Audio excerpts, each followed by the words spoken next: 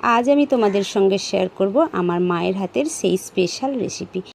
মায়ের হাতের রান্নার স্বাদ যেন একটা আলাদাই ভালোবাসা তৈরি করে। আজ সেই ভালোবাসার রেসিপি তোমাদের সঙ্গে ভাগ করে নিলাম। আমার মা প্রথমে ঝিঙেটাকে ছাড়িয়ে ঝিঙেটাকে লম্বা করলো, তারপরে মাঝ বরাবর কেটে নিল। বড় ঝিঙে হলে একটা ঝিঙেকে 6 টুকরো করেছে, ছোট হলে 4টে করেছে।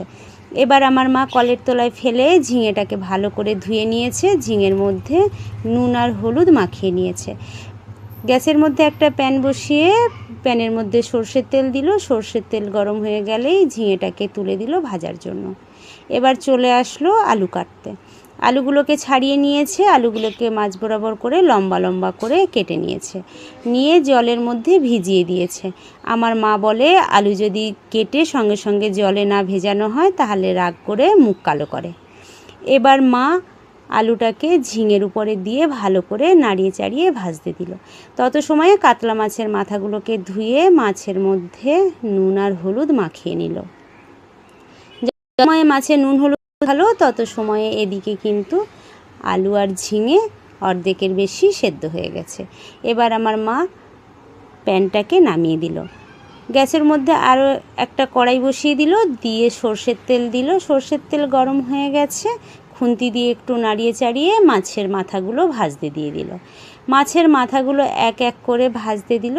মাছের মাথা যত সময় ভাজা হচ্ছে তত সময় মিক্সিতে একটা মশলা বেটে নিল। মশলা সেরকম কিছুই নয়, কয়েক কোয়া রসুন আর 1 ইঞ্চি মতো আদা কুচিয়ে দিয়েছে। ওর মধ্যে জিরে ধনে গুঁড়ো লঙ্কার গুঁড়ো দিয়ে মিক্সিতে মশলা পেস্ট করেছে। তত সময় এদিকে মাছের মাথাগুলো ভাজা হয়ে গেছে। এবার আমার মা হাতে বানানো বড়িগুলোকে ওই একই মাছের তেলের মধ্যে ভেজে তুলে নিয়েছে। ওই তেলের মধ্যেই দিয়েছে ফোড়নের জন্য 5 ফোড়ন। বেটে রাখা মশলা, নুন হলুদ দিয়ে ভালো করে কষিয়েছে যত সময় না মশলার থেকে তেল ছাড়ে। মশলার থেকে তেল ছেড়ে দিলে আলু আর ঝিঙে তুলে দিয়ে নাড়িয়ে চাড়িয়ে হাতের ওই ভেজে রাখা বড়িগুলো দিয়ে আবারও নাড়িয়ে চাড়িয়ে ঝোলের জন্য জল দিয়েছে। জল ফুটে